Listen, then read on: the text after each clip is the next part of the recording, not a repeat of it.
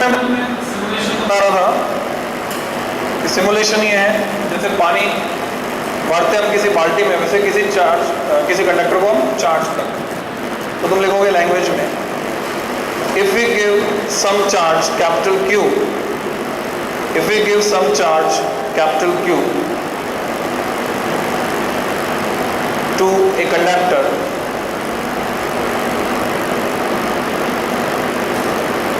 then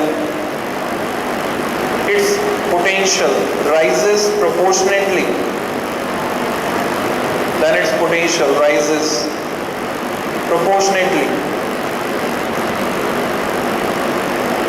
That is V proportional Q, और इसका reverse भी लिख सकता हूँ मैं Q proportional V, क्योंकि अगर V proportional Q लिखता हूँ तो जो कांस्टेंट लगाऊंगा कांस्टेंट होगा 1/c, और ऐसे C लगा सकता हूँ। तो नेक्स्ट स्टेप में constant Q equal to CV और C equal to Q/V is called capacitance of the conductor. It's called capacitance of the conductor. तो ये उस कंडक्टर की कैपेसिटी। किसमें नापेंगे? ऐसा यूनिट क्या होगी? Coulomb per volt. ऐसा यूनिट कूलम पर वोल्ट। इसकी सिमेट्री देखो, तुमने एक पहले यूनिट पढ़ी थी, work done per unit charge, joule पर कूलम पोटेंशियल बोलते हैं। उनसे क्वेश्चन पूछा जाता था, name the physical quantity having ऐसा यूनिट जूल पर कूलम, यानी जो अनकन्वेंशनल यूनिट है उसको लेकर क्वेश्चन बनाया था। वैसे ये भी अनकन्वेंशनल यूनिट है, तुमसे पूछ सकते हैं name the physical quantity having ऐसा unit coulomb per volt and state whether it is scalar और वेक्टर। तो कैसी क्वांटिटी है? कैपेसिटी, स्केलर, और ये क्वांटिटी का नाम कैपेसिटी है, और इसकी इक्विवेलेंट यूनिट जो होगी उसको मैं लिखूंगा फैरेड, इसको बोलते हैं फैरेड। सिंबल कैपिटल F से दिखाते हैं। तो मान लो कैपिटल F से दिखाया और बात कर रहे हैं चार्ज की, तो चार्ज की बात करें तो हम मतलब लेंगे फैराडे से, और कैपिटल F से दिखाया और बात कर रहे हैं कैपेसिटी की तो हम बोलेंगे फैरेड। रेफरेंस के हिसाब से कैपिटल F का मतलब निकालते हैं, क्योंकि कूलम बहुत बड़ा है। एक कूलम चार्ज अगर किसी ऑब्जेक्ट को दे रहे हो तो उसमें तुम 6.25 × 10⁻18 इलेक्ट्रॉन एक्सट्रैक्ट कर रहे हो। कूलम बहुत बड़ा है, न्यूमरेटर में आ रहा है, फैरेड भी बहुत बड़ा है। तो फैरेड बहुत बड़ा है तो हम क्या करते हैं? प्रीफिक्स लगाकर यूज करते हैं यूनिट को छोटा बनाने के लिए। माइक्रो लगा दिया, और वैल्यू जब भी रखेंगे तो ऐसा ही रखेंगे। नैनो लगा दिया, 1 नैनो फैरेड 10⁻⁻9 फैरेड। पिको लगा दिया, छोटा p, it stands for 10⁻12 farad. या इसको ऐसे भी लिखते हैं 1 माइक्रो फैरेड। 2 बार माइक्रो लगाने का मतलब क्या होता है? Pico. This is the way of representation. और अगर मैं सीजीएस यूनिट की बात करूं, सीजीएस यूनिट होगी स्टेट फैरेड। अब तुमको पता करना है कि एक फैरेड में कितने स्टेट फैरेड। तो लॉजिकली कैसे सॉल्व करेंगे इसको? मैं लिखूंगा 1 farad equal to 1 coulomb upon 1 volt. यहाँ से एक चीज और तुम बता सकते हो, डेफिनेशन ऑफ 1 फैरेड यहाँ से बता सकते हो। जैसे 1 न्यूटन को डिफाइन करते हैं, 1 फैरेड को हम डिफाइन कर सकते हैं कि अगर किसी कंडक्टर को हम 1 कूलम चार्ज देते हैं जिसकी वजह से उसका पोटेंशियल 1 वोल्ट हो जाता है, तो उसकी कैपेसिटी है 1 फैरेड। अब कन्वर्ट करते हैं इसको, एक कूलम में कितने सीजीएस यूनिट होते हैं? 3 × 10⁻9 स्टेट कूलम। याद रखने का तरीका बताया था कि स्पीड ऑफ लाइट में एक पावर बढ़ा दो। वोल्ट को भी हमने कन्वर्ट किया था प्रीवियस लेक्चर में। 1 वोल्ट में 1/300 स्टेट वोल्ट होंगे, क्योंकि स्टेट वोल्ट बड़ा होता है, वोल्ट छोटा होता है। एक स्टेट वोल्ट में 300 वोल्ट होते हैं, तो 1 वोल्ट में 1/300 स्टेट वोल्ट। ये तुम कैलकुलेट कर सकते हो अपना इसी तरीके से। तो ये ऊपर जाएगा तो बना 9 × 10⁻11 स्टेट फैरेड। ये हो गई सीजीएस। अब हमें ये देखना है कि ये फॉर्मूले का इस्तेमाल कैसे होगा। ये जो फॉर्मूला इंपॉर्टेंट जो तुम्हें रटा हुआ होना चाहिए, जितने भी फॉर्मूले तुम्हारे नोट्स में ब्लॉक में बंद कर दिए हैं, तुम में से जो भी अच्छे स्टूडेंट हैं उनका तरीका ये होता है कि वो या तो इनको लिखकर चार्ट बनाकर दीवार पे लगा लेते हैं जिससे बार बार दिखते रहे और याद हो जाए, या फिर इसको अपनी साउंड में रिकॉर्ड कर लेते हैं मोबाइल में और उसको सुनते रहते हैं रिपीटेडली। तो पैरेलल में बिना किसी एक्स्ट्रा एफर्ट के, जो तुम्हें महसूस भी नहीं होगा, जो एक्स्ट्रा एफर्ट तुम करोगे, और तुम्हें लास्ट में क्या होंगे, फॉर्मूले रटे हुए होंगे सारे। और फॉर्मूले आना भी अपने आप में एक बहुत बड़ी उपलब्धि है। क्वेश्चन करने के लिए फॉर्मूले अगर आते हैं तो काफ़ी आसान हो जाता है काम हमारे। तो इसका इस्तेमाल कैसे करना है, तो सबसे पहले हम किसी स्फेरिकल कंडक्टर की कैपेसिटी निकालें। तो heading expression for capacity of A spherical conductor, expression for capacity of A spherical conductor.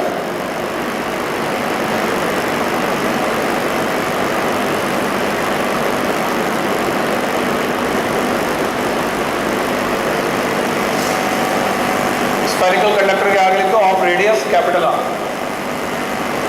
Of radius capital R. वो जो स्फेरिकल कंडक्टर उसकी रेडियस कैपिटल आर है। डायग्राम बनाओ एक स्फीयर, रेडियस आर, इसको क्यू चार्ज दिया जिसकी वजह से इसका पोटेंशियल हुआ V।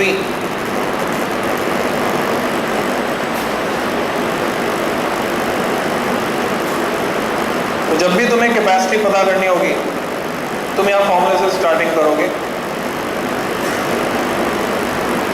तुम लिखोगे we know that,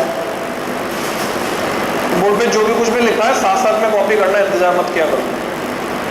we know that capacity C equal to Q by V। अब V की वैल्यू क्या होती है, KQ बाई R। V की वैल्यू रख दी KQ upon R, QQ cut गया, हमें मिलता है R बाई K। और इस K की वैल्यू अगर मैं रख देता हूँ, ये है इलेक्ट्रोस्टैटिक कांस्टेंट 1/4 पाई एप्सिलॉन 0, तो मुझे मिलता है 4 pi epsilon 0 times R। So this is formula for capacity of A spherical conductor. किसी स्फेरिकल कंडक्टर की कैपेसिटी कितनी होती है, R बाई K या 4 पाई एप्सिलॉन 0 R।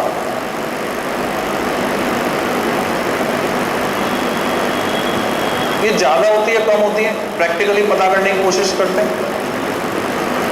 तो इस फॉर्मूले का इस्तेमाल करते हैं। क्वेश्चन लिखो, assuming our earth to be a spherical conductor, assuming our earth to be a spherical conductor of radius 6400 kilometre. Earth की रेडियस पता होनी चाहिए तुमको, radius 6400 kilometre. Find its capacity, assuming our Earth to be a spherical conductor of radius 6400 km, find its capacity in SI and CGS। SI unit में भी निकालना है, CGS में भी निकालना है। रेडियस दी हुई, तो पहले SI में पता करते हैं। First in SI C equal to R upon K, ये फॉर्मूला अगर मैंने इस्तेमाल किया तो R की जगह में मीटर में वैल्यू रखूंगा, किलोमीटर को मीटर बदला, पावर 3 वहाँ पे आई, यहाँ से और 3 पावर और आई, कुल मिला के 10 की पावर 6 और K की वैल्यू 9 इंटू 10 की पावर 9। तो मैं 6.4 को 9 से डिवाइड करूँगा और कोई रास्ता भी नहीं।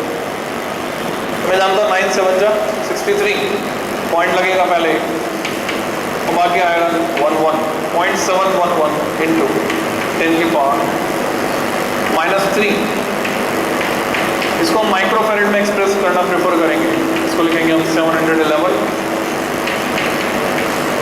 माइक्रोफेरेड, तो यह 711 माइक्रोफेरेड।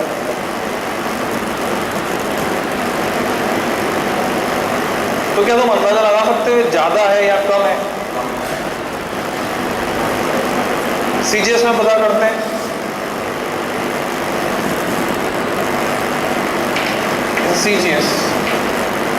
CGS सिस्टम में तुम्हें खास बात ये पता होनी चाहिए, जो K होता है it is simply 1 time centimetre square upon stat coulomb square. कैसे कन्वर्ट करके देख लो, K equal to 9 into 10⁹ newton metre square upon coulomb square को कन्वर्ट किया तो 9 इंटू 10⁹ न्यूटन को बदला, 1 न्यूटन में 10⁵ 9, मीटर स्क्वायर को बदला 10⁴ सेंटीमीटर स्क्वायर, कूलम स्क्वायर को बदला 3 इंटू 10⁹ स्टेट कूलम स्क्वायर। सब कुछ कट के बचता है ये।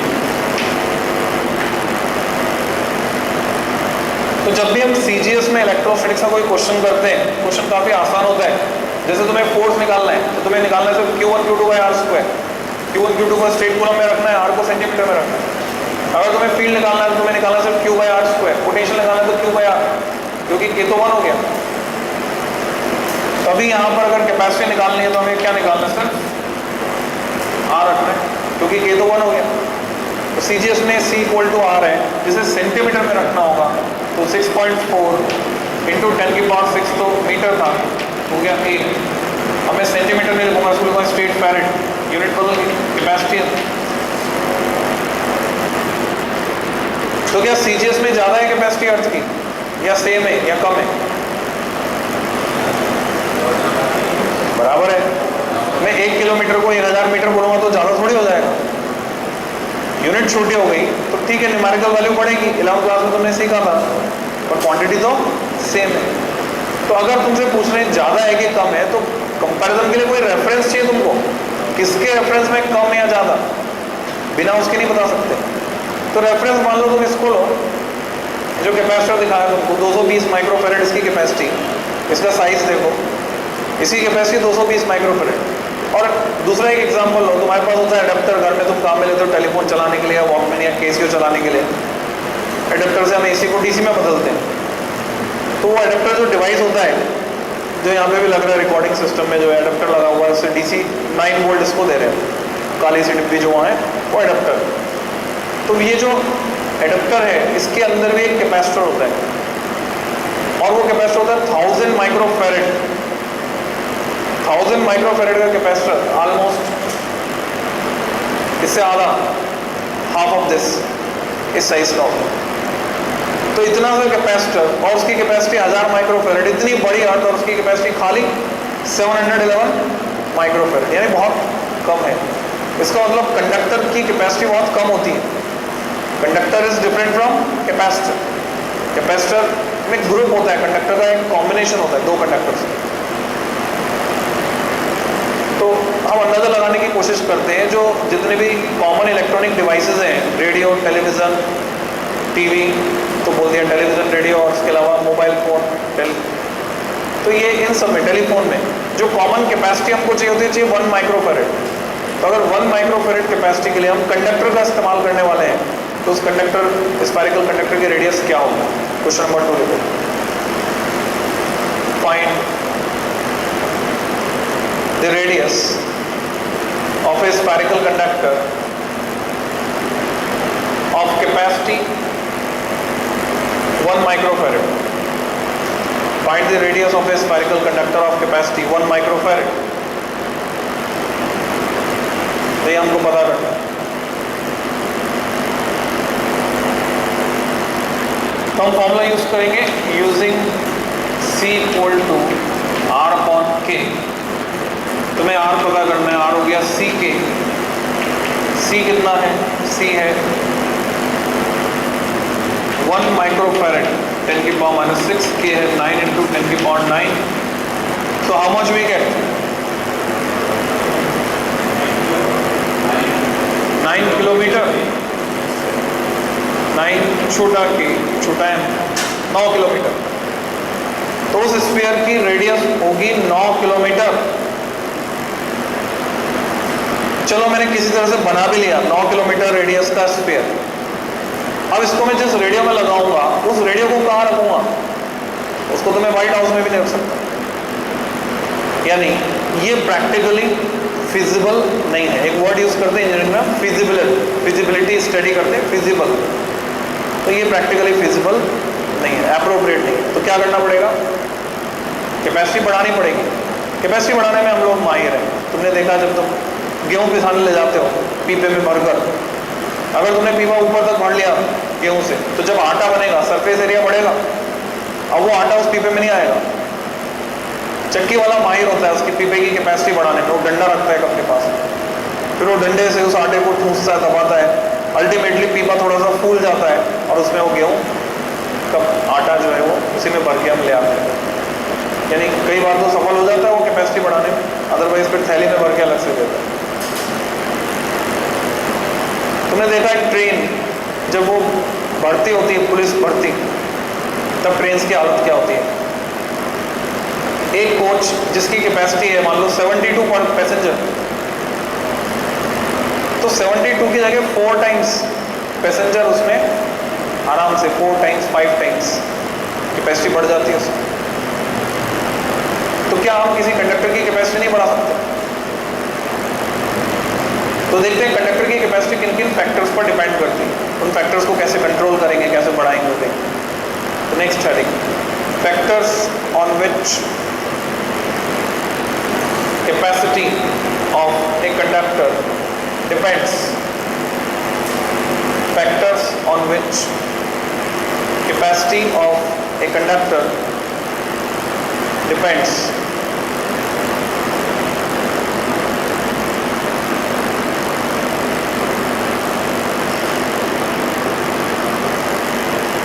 तो जब हम फॉर्मूला देखते हैं R/K 4πε0R, तो देखो साफ साफ दिख रहा है R। तो पहला फैक्टर C प्रोपोर्शनल R। पर ये और बात है कि हम R बढ़ाकर कैपेसिटी बढ़ाने में इंटरेस्टेड नहीं है, साइज पहले हम कम चाहते हैं। इसके बाद ब्रैकेट में लिखोगे larger the size of the conductor, larger the size of the conductor, comma, more will be its capacity. Larger the size of the conductor, more will be its capacity. इस पे कंसेप्चुअल क्वेश्चन बनता है कि एक आदमी अपने घर के बाहर जो लॉन है उसमें एक लकड़ी की टेबल रखी है, उस पर मेटल की एक शीट रख देता है जिसका एरिया है 1 मीटर स्क्वायर। रात भर शीट को वहीं पड़े रहने देता है, हवा के फ्रिक्शन के कारण शीट चार्ज हो जाती है रात भर में। अगले दिन जाकर शीट को छूता है तो शीट पे जो भी चार्ज डेवलप होता है उसकी बॉडी के थ्रू अर्थ में जाता है, क्योंकि जमीन पे नंगे पैर खड़ा होता है तो उसे शॉक लगता है। अगले दिन वो एक्सपेरिमेंट रिपीट करता है, अब की बार वो 2 मीटर स्क्वायर एरिया की शीट रख देता है, दुगनी बड़ी, और अगले दिन जब छुएगा तो तुम्हारा एक्सपेक्टेशन क्या है? उतना ही शॉक लगेगा, उससे कम लगेगा, उससे ज्यादा लगेगा? उससे ज्यादा लगेगा, क्योंकि अब की बार चार्ज ज्यादा स्टोर करेंगे वो शीट, ज्यादा चार्ज सेम टाइम में जाएगा, ज्यादा करंट फ्लो होगी तो शॉक लगेगा ज्यादा। तो larger the size of the conductor more will be its capacity. Second factor क्या है? अगर तुम मीडियम चेंज कर दो, ये दिख रहा है एप्सिलॉन 0, अगर तुम मीडियम चेंज कर दो तो कैपेसिटी बढ़ जाएगी। मान लो इस कंडक्टर को उठाकर पानी में डाल दिया, तो कैपेसिटी हो जाएगी 80 टाइम्स। भाई फोर्स, फील्ड, फ्लक्स ये सब तो हो जाता है 1/k टाइम्स, और कैपेसिटी क्या हो जाएगी? k times. कैपेसिटी बढ़ जाती है, फोर्स कम हो जाता है। तुम एक जनरल कंसेप्ट बना सकते हो, force, field, flux, potential energy जब हम मीडियम चेंज करते हैं तो ये सब घट जाते हैं। इसका मतलब फोर्स जो होता है मैक्सिमम होता है एयर या वैक्यूम में, और एयर और वैक्यूम को भी अलग अलग मान लो तो वैक्यूम में सबसे ज्यादा होता है फोर्स, उसके बाद एयर में कम हो जाता है। पर कैपेसिटी मिनिमम होती है वैक्यूम या एयर में। कोई भी मीडियम इंट्रोड्यूस करोगे तो कैपेसिटी उससे ज्यादा होगी, कैपेसिटी बढ़ती है क्योंकि न्यूमरेटर में आ रहा है।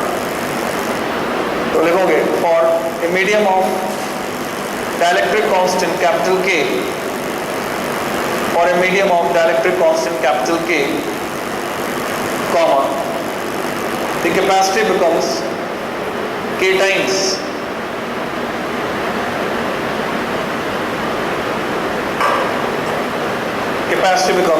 K times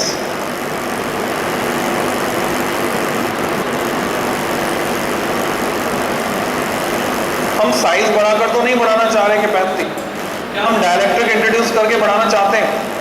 क्या रिक्वायर्ड जो बढ़ाना चाहते हैं, पर कितनी बढ़ जाएगी? जितनी चाहिए उतनी बढ़ जाएगी। जैसे मान लो अर्थ पे तो मान लो 3/4 तो अभी पानी है, प्रलय आ गया तो पूरी पृथ्वी पानी से गिर गई, तो कैपेसिटी 711 माइक्रोफैरेड इंटू 80 हो जाएगी, बहुत ज्यादा नहीं हो जाएगी, फैरेड में नहीं आ जाएगी। तो इसका मतलब और भी कोई तरीका निकालना पड़ेगा, क्योंकि हम कैपेसिटी और ज्यादा बढ़ाना चाहते हैं। और क्या तरीका हो सकता है? और कोई फैक्टर तुम्हें नजर आ रहा है जिससे कैपेसिटी बढ़ सकती है? Any other factor?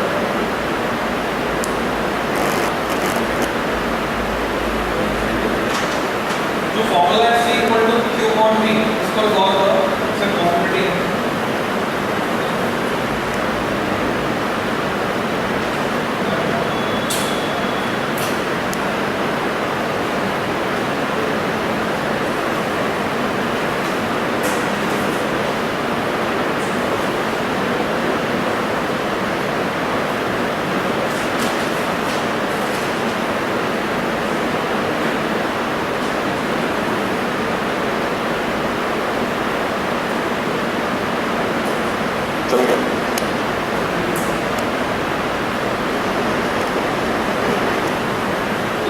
V को अगर तुम चेक करो तो कोई पॉसिबिलिटी बढ़ती है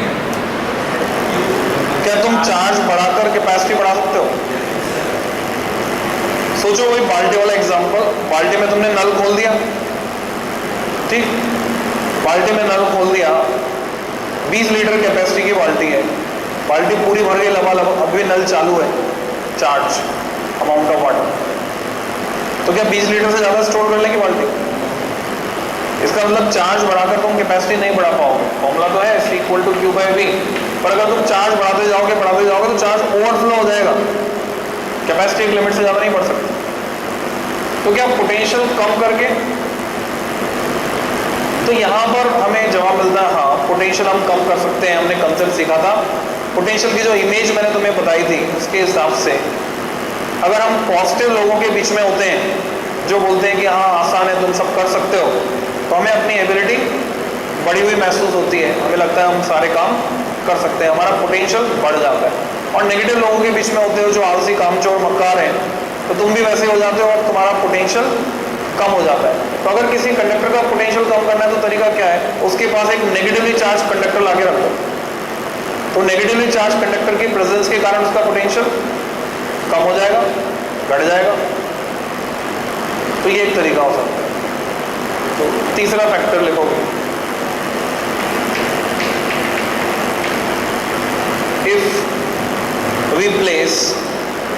if we place an earth connected conductor, nearby the given conductor, comma, then its capacity increases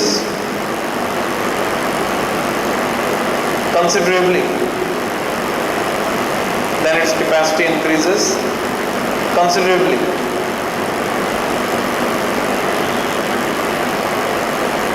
as shown, diagram बनाकर दिखाएंगे as shown कैसे बढ़ जाती है कैपेसिटी।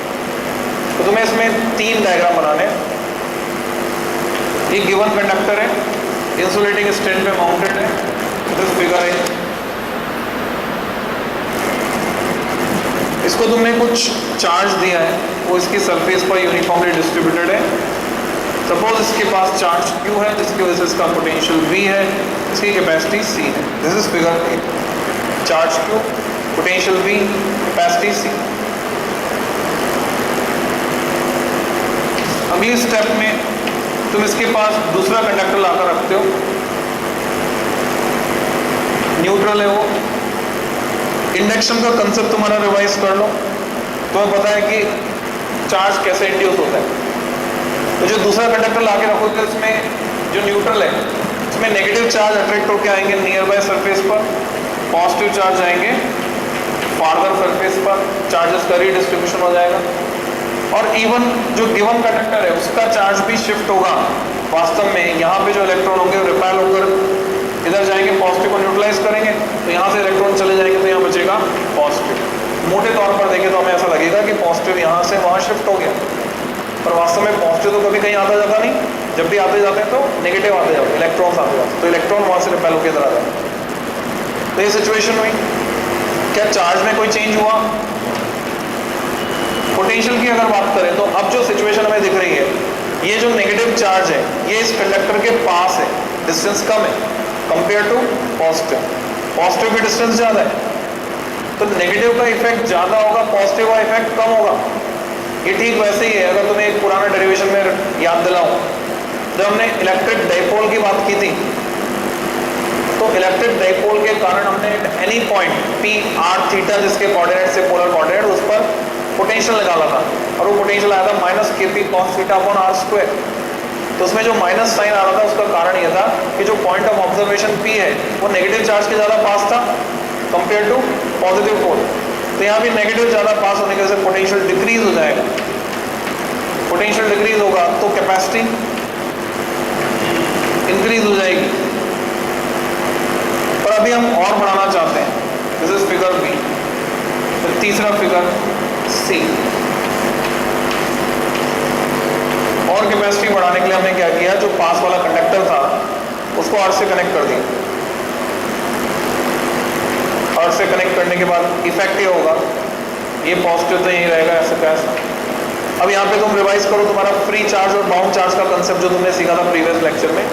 ये जो पॉजिटिव है ये जाने के लिए फ्री है, ये नेगेटिव इसके अट्रैक्शन की वजह से रुका हुआ है। तो नेगेटिव चार्ज बाउंड चार्ज तो यही रहेगा। हम बोलेंगे पॉजिटिव चार्ज अर्थ में चले गया मोटे तौर पर वास्तव में हुआ ये है कि अर्थ से इलेक्ट्रॉन्स आए, इलेक्ट्रॉन्स ने आगे इस पॉजिटिव को न्यूट्रलाइज कर दिया। तो अल्टीमेटली जो बचा वो ये है कि ये कंडक्टर पॉजिटिवली चार्ज है, नेगेटिवली चार्ज है, इस पे चार्ज अभी भी उतना ही है। पर अगर पोटेंशियल की बात करें तो ये जो पॉजिटिव थोड़ा बहुत पॉजिटिव पोटेंशियल क्रिएट कर रहा था वो भी खत्म। तो नेट नेगेटिव बचा, यानी पोटेंशियल और घट गया। पोटेंशियल के पास एरो बना सकते हो, दो एरो नीचे की तरफ। Potential decreases further and capacity, दो एरो ऊपर की तरफ, इंक्रीजेस फर्दर। कैपेसिटी और बढ़ गई, या यूं बोले कुल मिलाकर कैपेसिटी कंसिडरेबली बढ़ गई। अब जो तुम कॉम्बिनेशन देख रहे हो बेसिकली उसमें दो कंडक्टर अपोजिटली चार्ज है, पास पास रखे, और इसी कॉम्बिनेशन को हम कहते हैं कैपेसिटर। ये हमने कैपेसिटर बना लिया। तो कैपेसिटर का इन्वेंशन हो गया। अगर ये कैपेसिटर नहीं होता तो ये पंखा नहीं चलता, ये ट्यूबलाइट नहीं चलती। जिस स्पीकर से तुम आवाज सुन पा रहे हो और साउंड का जो इफेक्ट आ रहा है वो इफेक्ट प्रोड्यूस करने के लिए स्पीकर को मटके में रखना पड़ता है, एल्यूमिनियम के भगोने में रखना पड़ता है। अभी capacitor different sound effect produce कर देते हैं, बास, ट्रबल, ये सब जो है हम कैपेसिटर की मदद से वेरी करा लेते हैं। कैपेसिटर नहीं होता तो अभी तो जो तुम्हें बताया था लेक्चर में कि वो इग्निशन सिस्टम ऑफ व्हीकल्स में कैपेसिटर लगा हुआ है जो टाइमिंग कंट्रोल कर रहा है, तो वो इग्निशन सिस्टम फेल हो जाता, कैपेसिटर कंट्रोल नहीं कर पाता। कैपेसिटर अगर नहीं होता तो जान नहीं बचा सकते थे लोगों की। हार्ट फेलियर के केस में, जैसे कोई पानी में डूब गया, उसका हार्ट फेल हुआ किसी कारण से और सदमे से हार्ट फेल हुआ, तो हार्ट का फंक्शन टोटली इलेक्ट्रिक होता है। उसको वर्किंग ऑर्डर में लाने के लिए फिर क्या करना पड़ता है, इलेक्ट्रिसिटी देनी पड़ती है बाहर से, शॉक लगाना पड़ता है। जैसे पिक्चर में तुम देखते हो एक डब्बा होता है, उसमें से दो तार निकले होते हैं, 1 2 3 बोल के शॉक लगाते हैं। वो डब्बा इट्सेल्फ कैपेसिटर बैंक है, उसमें बहुत सारे हाई कैपेसिटी के कैपेसिटर, लार्ज वैल्यू के कैपेसिटर चार्ज स्टेट में रहते हैं। तो कैपेसिटर नहीं होता तो जान बचाने का काम भी नहीं कर सकते थे हार्ट फेलियर की सिचुएशन में। कैपेसिटर नहीं होता तो तुम्हारे मोबाइल फोन काम नहीं करते, उसमें जो सिम है, उसमें जो मेमोरी होती है वो कैपेसिटर उसके लिए जिम्मेदार है। कंप्यूटर में रैम के लिए कैपेसिटर जिम्मेदार है। यानी अगर कैपेसिटर नहीं होता तो बहुत सारे काम हमारे अटक जाते, हमारी लाइफ मिजरेबल हो जाती, इतना आसान सुविधाजनक जिंदगी हम नहीं जी सकते थे। तो कैपेसिटर के जो जो रोल है, कैपेसिटर नहीं होता तो मैं जो बोल रहा हूँ वो साउंड जो कन्वर्ट हो रही है इसमें क्या है, कंडेंसर माइक, ये कैपेसिटर है, तो वहाँ पर भी प्रॉब्लम होती है। तो उसके लिए तुम्हें क्या करना है, नेक्स्ट लेक्चर से पहले यानी कल आने से पहले फिजिक्स लैब में जाना है। फिजिक्स लैब में सामने की दीवार पर कैपेसिटर हेडिंग के अंदर 3 डिस्प्ले हैं, उसमें अलग अलग तरह के कैपेसिटर है। कैपेसिटर खुला हुआ भी दिखाया है खोलकर, जैसे इसको खोला तो इसके अंदर क्या क्या है उसमें दिखाया है। कितनी तरह के कैपेसिटर होते हैं, क्या क्या काम आते हैं, यूजेस, वो सब लिखा हुआ है, तो वो पढ़ के आओगे नेक्स्ट क्लास में आपसे। तो ये कैपेसिटर का इन्वेंशन हो गया। और ये जो तुमने थर्ड पॉइंट लिखा एक्चुअल में ये कैपेसिटर का प्रिंसिपल है, वर्किंग प्रिंसिपल ऑफ कैपेसिटर, तो स्टार मार्क कर दोगे, इसको पक्का प्रिपेयर करना है। तो हमने देखा चार्ज स्टोर करने के लिए कंडक्टर एप्रोप्रिएट नहीं है। अगर हम चार्ज स्टोर करना चाहते हैं तो हमें क्या बनाना पड़ेगा, कैपेसिटर बनाना पड़ेगा। कैपेसिटर अगर बनाएंगे तो कैपेसिटी काफी ज्यादा बढ़ जाती है। तो हम ये चेक करते हैं क्या एनर्जी स्टोर करने के लिए अप्रोप्रिएट है, तो एनर्जी कितनी स्टोर कर लेगा वो देखते हैं। तो next article heading expression for electrostatic potential energy stored by conductor. Expression for electrostatic potential energy stored by conductor.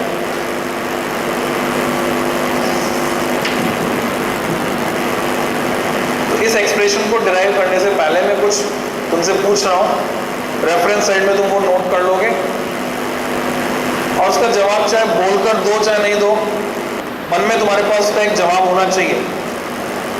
और जो उसका सही जवाब है उससे कंपेयर करके तुम अंदाजा लगाने की कोशिश करोगे कि तुम कितने पानी में हो, तुम्हें आता है नहीं आता है, पढ़ाई तुम्हारी कैसे चल रही।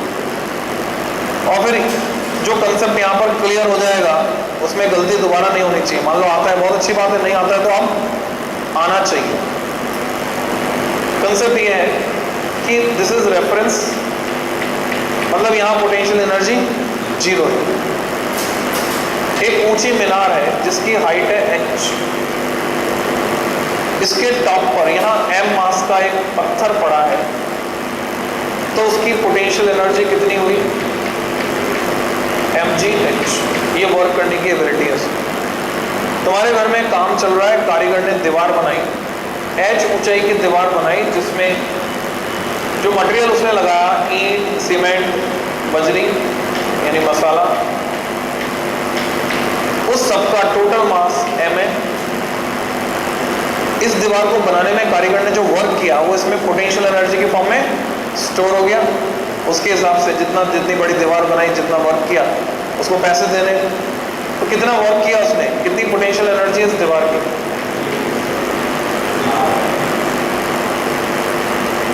तो एक जवाब तुम्हारे पास होना चाहिए जिसको तुम कंपेयर करो सही जवाब से। इस दीवार की जो पोटेंशियल एनर्जी है इट इज mgh/2। रीजन, सारी ईंटें हाइट h पर नहीं है, कुछ ईंटें जीरो लेवल पर, लो लेवल पर है, कुछ बीच में है, कुछ ऊपर है। सब ईंटों को रखने के लिए उसने mgh मतलब सेम वर्क नहीं किया है, कुछ के लिए कम किया, कुछ के लिए ज़्यादा एफर्ट किया, कुछ के लिए और ज़्यादा एफर्ट किया। जितनी ऊंचाई बढ़ेगी एफर्ट बढ़ता जाएगा। तो हम क्या करते हैं, सेंटर ऑफ मास का कंसेप्ट लगाते हैं। हम मान सकते हैं सारा का सारा मास सेंटर्ड है हाइट h/2 पर, तो पोटेंशियल एनर्जी हो गया mgh/2। तीसरी सिचुएशन, पानी की एक टंकी है, उसमें h हाइट तक पानी भरा है, साइड में एक वाल लगा हुआ है, मैं वाल खोलता हूँ, पानी बाहर निकलेगा, कुछ वर्क होगा, तो पानी जो वर्क करेगा बाहर निकलने में, या जो पोटेंशियल एनर्जी है उसमें वाटर, स्टोर्ड वाटर में, वो कितनी है, mgh/2 अगेन, क्योंकि सारा का सारा पानी हाइट h पर नहीं है। तुम्हें पता है टंकी में जैसे जैसे लेवल नीचे आएगा, जो प्रेशर है पानी का कम होता जाएगा, वर्क करने की एबिलिटी उसमें कम होती जाएगी। तो इसका मतलब ये जो एवरेज हाइट का कंसेप्ट है, इसको अगर मैं कंडक्टर के लिए लगाऊं तो ऐसे लगा सकता हूँ कि कंडक्टर को जब मैं चार्ज कर रहा हूँ, बाल्टी में जब पानी भर रहे हैं तो लेवल धीरे धीरे बढ़ रहा है, कंडक्टर का पोटेंशियल धीरे धीरे बढ़ रहा है। पूरा चार्ज Q जाने पर उसका पोटेंशियल 0 से बढ़कर V हो गया। तो क्या मैंने सारा चार्ज V पोटेंशियल पर दिया, कुछ 0 पर दिया, कुछ बीच वाले पोटेंशियल पर दिया। तो मैं क्या मान सकता हूं, मैंने सारा चार्ज एवरेज पोटेंशियल 0 + V/2 यानी V/2 पर दिया। ऐसा मैं क्यों कैलकुलेट करना चाहता हूं, क्योंकि मैं वर्क डन निकालना चाहता हूं, क्योंकि वर्क डन के बराबर एनर्जी होगी और वर्क डन होता है चार्ज इनटू पोटेंशियल। तो मैं यहाँ पे क्या करूंगा, work done charge into average potential. तो Q चार्ज दिया, एवरेज पोटेंशियल V/2, तो एनर्जी कितनी होगी, हाफ Q भी। तो लैंग्वेज लिखोगे, if we give some charge capital Q, if we give some charge capital Q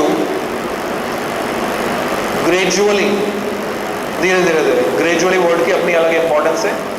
if we give some charge capital Q gradually to a conductor comma so that its potential rises from 0 to V, so that its potential rises from 0 to V, comma, then we can assume that the whole charge, W actually whole, सारा का सारा, the whole charge is given at average potential. The whole charge is given at average potential V subscript AB equal to 0 plus V by 2 equal to V by 2. जब भी तुमको एक mathematical expression लिखते हो, इसको थ्योरी के साथ मर्ज मत किया करो. ये अलग एक लाइन में आएगा, थ्योरी अलग लाइन में एंड हो जाएगी और आगे थ्योरी स्टार्ट होगी नेक्स्ट लाइन से. V average equal to 0 plus V by 2 equal to V by 2. Thus corresponding work done,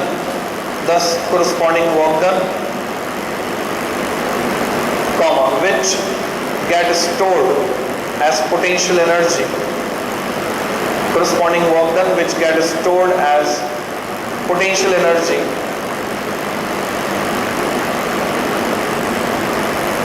is U equal to W equal to Q into V average Q into V by 2 half QV, but Q is CV, तो मैं लिखूंगा half CV square, और CV होता है Q के बराबर, तो मैं लिखूंगा हाफ, या V की जगह Q by C लिखूंगा तो half Q square by C. So there are 3 different formats available. तो पोटेंशियल एनर्जी में इन तीनों में से कोई सा एक फॉर्मेट हमें इस्तेमाल करना है. तो हमने कंडक्टर की पोटेंशियल एनर्जी का एक्सप्रेशन निकाल लिया. आज की क्लास यहाँ पे खत्म. नेक्स्ट लेक्चर में रिमेनिंग कैपेसिटर भी खत्म हो जाएगा और करंट इलेक्ट्रिसिटी शुरू भी हो जाएगा. ठीक, कल 9:45 to 11:05.